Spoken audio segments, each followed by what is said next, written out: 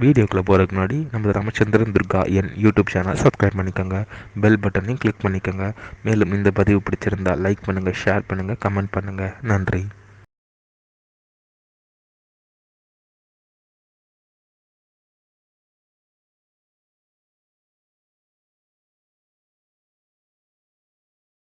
ஸ்ரீ குருப்யோ நமः. ஹரி ஓம். ஸ்ரீ மகாகணாதிபதியே நமः. அனைவருக்கும் முதற்கண் கோடான கோடி நமஸ்காரங்கள், வணக்கங்கள், வந்தனங்கள். அனைவருக்கும் அன்பு கலந்த இனியா ஆசீர்வாதங்கள். நமது ராமச்சந்திரன் துர்கா என்ற யூடியூப் சேனலிலே இன்றைய வீடியோ பதிவானது மிக மிக மிக மிக அதி முக்கியமான பதிவு. அது என்னவென்றால், பங்குனி உத்திரம் 2026 சென்னை மகாபில்க க்ஷேத்திரம் மேற்கு மாம்பலம் ஸ்ரீ காசி விசாலாட்சி சமேத ஸ்ரீ காசி விஸ்வநாதர் திருக்கோயில், அங்கே நடக்கக்கூடிய அந்த கோவிலை பற்றிய முழு விளக்கம் தான் இந்த வீடியோ பதிவு. ஆகவே அனைவரும் இந்த வீடியோ பதிவினை அவசியமாக ஆரம்பம் முதல் கடைசி வரை பார்க்க வேண்டுமா அன்புடன் கேட்டுக்கொள்கின்றேன். ஸ்ரீராம ஜெயம். பங்குனி உத்திரம் மேற்கு மாம்பலம் ஸ்ரீ காசி விசாலாட்சி சமேத ஸ்ரீ காசி விஸ்வநாதர் திருக்கோயில் பற்றிய முழு விளக்கம். விஸ்வாவசு தமிழ் வருஷம் பங்குனி மாதம் 18/12/5166 நாள் 1/4/2025 புதன்கிழமை என்றுதான் பங்குனி உத்திரம். இன்றைய பதிவானது சென்னை மகாபில்க க்ஷேத்திரத்தில், அதாவது மேற்கு மாம்பலத்தில் அமர்ந்து ஆட்சி செய்து கொண்டிருக்கக்கூடிய ஸ்ரீ காசி விசாலாட்சி அம்பிகார் சமேத ஸ்ரீ காசி விஸ்வநாதர் திருக்கோயிலுடைய ஆலயத்தின் வரலாறும், இந்த திருக்கோயிலில் நடைபெற்றுக் கொண்டிருக்கும் பிரம்மோற்சவம் காசி விசாலாட்சி சமேத ஸ்ரீ காசி விஸ்வநாதர் சுவாமி விவாகம் திருமணம் பற்றியும் தான் பதிவிட இருக்கின்றோம்.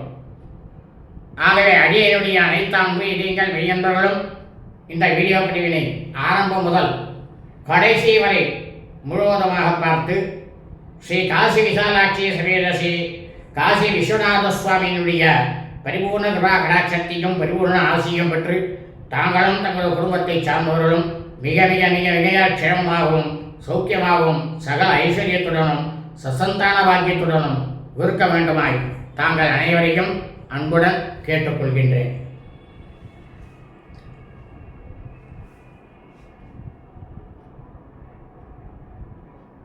இந்த பரதகண்டத்திலே, இந்தியாவிலே தமிழகம் மாநிலத்திலே சென்னை மாநகரத்திலே மகாபில்க க்ஷேத்திரம், அதாவது ஒரு காலத்தில் இந்த மேற்கு மாம்பலம் அப்படிங்கிறது மகாபில்கமாக இருந்துதான்.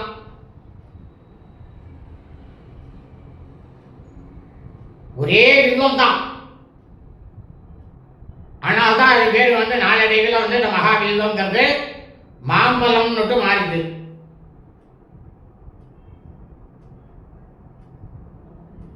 அதில் மேற்கு மாம்பலம்னு வச்சா, கிழக்கு மாம்பலம்னு வச்சா, ரெண்டா பிரிச்சுந்தா.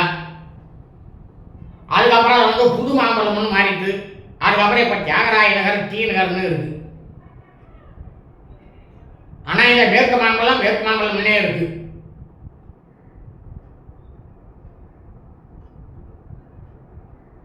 முதல்ல இந்த ஸ்தல வரலாறை பற்றி பார்ப்போம். இந்த ஸ்தல வரலாறு எப்படின்னா, 1972ஆம் ஆண்டு மே மாதம் 22ஆம் நாள் திங்கட்கிழமை, அதாவது காஞ்சி மாநகரத்திலேயே நடமாடும் தெய்வமாக இருந்து கொண்டு இந்த பரதகண்டம் மட்டுமல்லாமல் இந்த பூலோகம் முழுவதும் காத்து ரட்சித்துக் கொண்டிருந்த சாட்சாத் ஸ்ரீ ஸ்ரீ ஸ்ரீ சந்திரசேகரேந்திர சரஸ்வதி சுவாமிகள் ஒவ்வொரு வருடமும் மே மாதம் இந்த மகாவீர கஷேத்திரத்தில் அயோத்தியா மண்டபத்தில் விஜயம் செய்வா. விஜயம்னா அங்கேயே தங்கி இருப்பா.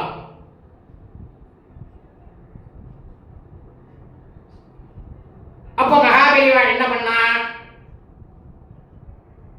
ஒவ்வொரு வீதியா பாத யாத்திரை பண்ணி எல்லாரையும் பார்த்துட்டு வரா. அப்படி வரும்போதே இந்த காசி விஸ்வநாதர் கோவிலுக்கு 22/5/1972 திங்கட்கிழமை என்ற காலை 10 மணி அளவிலே இந்த ஆலயத்திற்குள்ள வந்தார். வந்த உடனேயே சாட்சாத் மகாபெரிவாளுக்கு வந்துட்டா, பூர்ணகும்ப மரியாதை எல்லாம் பண்ணியாச்சு, எல்லாம் பூர்ணகும்ப மரியாதை எல்லாம் எடுத்துட்டு நேரம் என்ன பண்ணான்னாக்க மகாபெரிவா காசி விசாலாட்சி அம்பாள்கிட்ட நேரம் போனார். முதல்ல விநாயகர் சன்னதியை பார்த்தார், சுவாமியை பார்த்தார், முருகப்பெருமானை பார்த்தார், சுப்பிரமணியரை பார்த்தார். உடனே விசாலாட்சி அம்மன்ட்ட போனார். அப்போ அடியனுக்கு வயசு 8 வயசு முடிஞ்சு 9ஆவது வயசு ஆரம்பிச்சது 1972. அப்போ மகாபெரிவா என்ன பண்ணா, இந்த அம்பாள் காசி விசாலாட்சியுடைய சிரசில தன்னுடைய கையை கொண்டு போய் வச்சார்.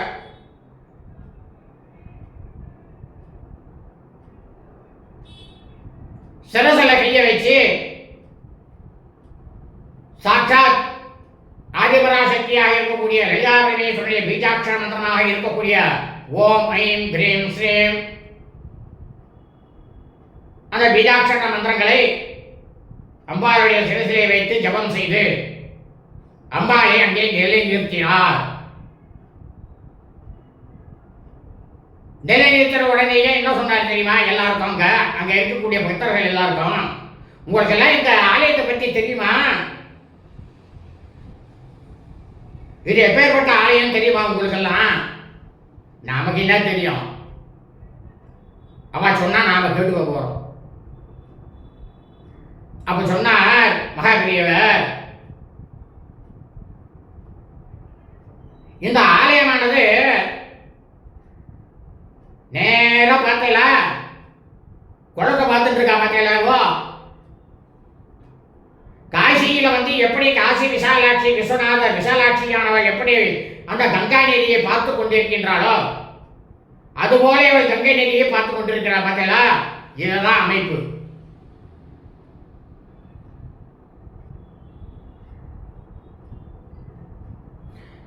இந்த கோவில்ல நீங்க காசியில போய் காசி விஸ்வநாத விசாலாட்சியா தரிசனம் பண்ணணும்னு இல்லை, இந்த இடத்துல தரிசனம் பண்ணாலே அனைத்து காசிக்கு போன பலனானது கிடைக்கும் அப்படின்னா மகாபெரிவா அன்றைய தினத்துல.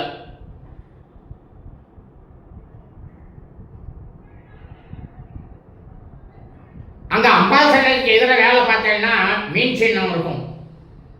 ஏன்னா வேதம் அந்த கோவில்ல கருங்காலால் தான் கட்டப்பட்டிருந்தது. இப்போ கும்பாபிஷேகம் பண்ணா இடிச்சு விட்டா அதுக்கு ஏற்ற மாதிரிலாம் நிறைய மாடலேஷன்லாம் மாறி போச்சு. அப்ப சொன்னா பெரியவா பார்த்து, இந்த மீன் சின்னம் இருக்கு பார்த்தீங்களா? இந்த மீன் சின்னமானது இருக்கும் பொழுது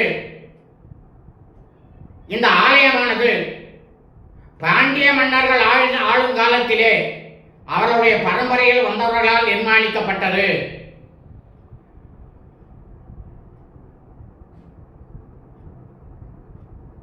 பாண்டிய மன்னர் காலத்தில் கட்டினதுன்னா மகாபெரிவா.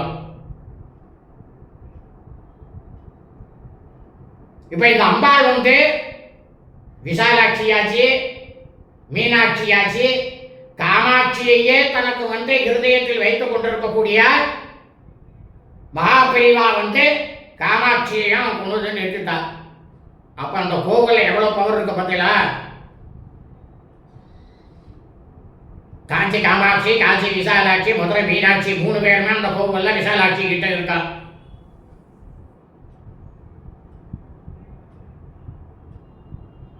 அதுக்கப்புறம் பார்த்தோம்னாக்கா அவ அந்த கோவில்ல அபிஷேகம் பண்ணும்போது, பாலாபிஷேகம் பண்ணும்பொழுது அம்பாளோட நெத்தியிலிருந்து பிரமாதமான நீல ஜோதியானது வரும். அதை நாங்கள்லாம் பார்த்துருக்கோம். பாலாபிஷேகம் பண்ணும்போது தான் அம்பாளுடைய நெத்தியிலேருந்து அந்த நீல ஜோதியானது தெரியும். அதுவும் அந்த மகாபிரிவா சிரசில் கை வச்சுட்டு போனதுக்கு அப்புறமா அதுக்கப்புறம் இன்னமும் இருக்கு. ஆனா இடம் தான் மாறி போச்சு. மனுஷன் மாட்டிட்டான். இப்போ குளமும் சின்னதாகி போயிடுது. குளத்தை அம்பாலும் பார்க்க முடியாது. சிவபெருமானும் பின்னால போயிட்டாரு. ஆனா அவருக்கு இருக்கக்கூடிய சக்தி 2 பேருக்கு இருக்கிறதா அது மட்டும் இருக்கு. ஏன்னா மனிதனால் கோவில் மட்டும் மாற்றப்பட்டு விட்டது, அவ்வளவுதான். ஆனா சக்தி இருக்கு. அப்ப என்ன பண்ணா மகாபிரிவா அன்னைக்கு, சரி வாங்க கோவிலை நம்ம பிரதட்சணம் பண்ணலாம் அப்படின்னு பிரதட்சணம் பண்ணினார்.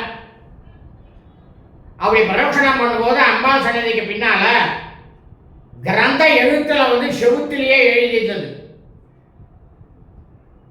என்ன எழுதியிருந்தது தெரியுமா? மருதுபாண்டிய மன்னர்களால் அவர்களுடைய பரம்பரையில் வந்தவர்களால் இந்த ஆலயமானது நிர்மாணிக்கப்பட்டது 7ஆம் நூற்றாண்டில். மகாபெரியா அந்த இடத்தை அப்படியே சொல்லியே காட்டுறா. பார்த்தீங்களா, இங்க எழுதிருக்கு பார்த்தீங்களா, இந்த சூத்தல் எழுதிருக்கு பார்த்தீங்களா, எல்லாரும் பாருங்க.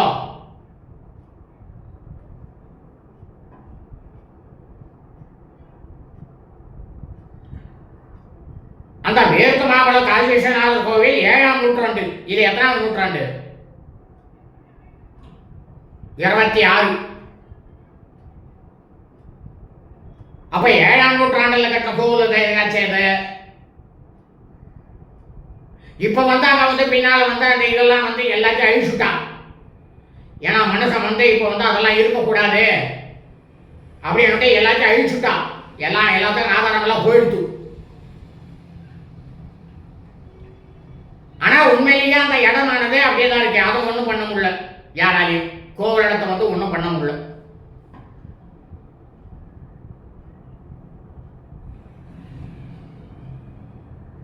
அப்ப 700 வருஷத்துல கட்டப்பட்ட ஆலயமானது இந்த ஆலயம்.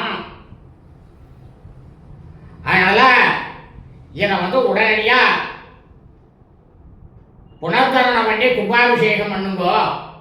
இதை பல வருஷங்கள் ஆச்சு. எத்தனையோ ஆயிரம் வருஷம் ஆயிடுத்து இது கும்பாபிஷேகம் பண்ணி. 1000 வருஷம் ஆயிடுத்துன்னார்.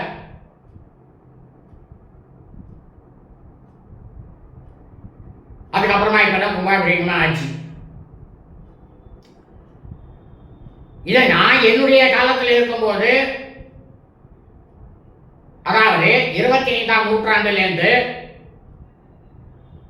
யார் அதை பராமரிச்சாங்கனாக்க, ரெட்டியார் வம்சத்தை சார்ந்தவர்கள் அந்த கோவிலை பராமரிச்சுட்டு வந்திருந்தான். ஏன்னா ஜாதிங்கிறது மனுஷனால பிரிக்கப்பட்டது. அவன் தான் உருவாக்கினான் ஜாதியை.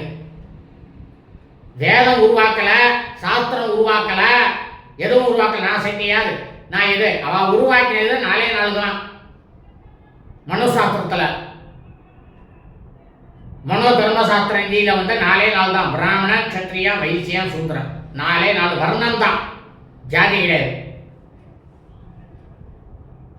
ஆனா இதுல ஏகப்பட்டதா போயிடுச்சு. நான் செட்டியாரு, நான் மௌலியாரு, அப்படி இப்படி நிறைய மாறி போச்சு. அது அப்புறமா சொல்றேன் விளக்கமா உங்களுக்கு ஏன் மாறிட்டுங்கிறது. இது எதுக்காக இப்ப சொல்றேன்னா, ஏன்னா அந்த மகாபீவ கஷேத்திரத்தில் இருக்கக்கூடிய மேற்கு மாம்பலம் ஸ்ரீ காசி விஸ்வநாதர் விசாலாட்சி கோவில்ல அடியேன் ஏகப்பட்ட அனுபவங்களை அனுபவித்தவன்.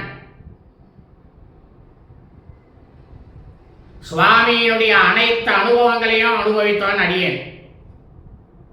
அதனாலதான் சொல்றேன், எல்லாரும் அந்த கோவிலுக்கு போங்க,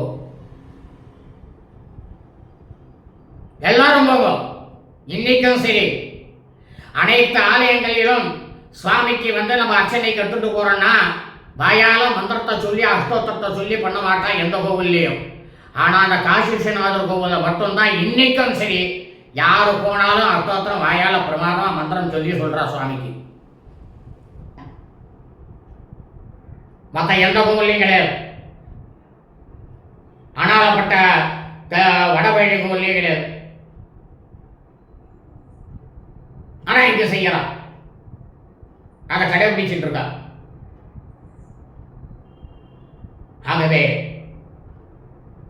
அடியினுடைய அனைத்து அன்பு இதயங்கள் மெய்யுணர்கள் தாங்கள் எந்த மாநிலத்தில் இருந்தாலும் சரி, இந்த பூலோகம் முழுவதும் எந்த கண்டத்தில் இருந்தாலும் சரி, தாங்கள் ஒரு முறையாவது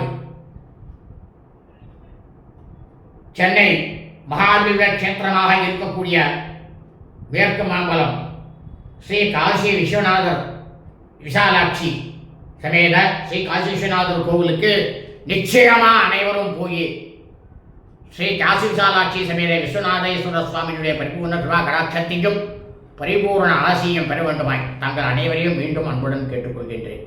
லோகா சமஸ்தா சுனோ பவந்து சுபமஸ்து ததாஸ்து.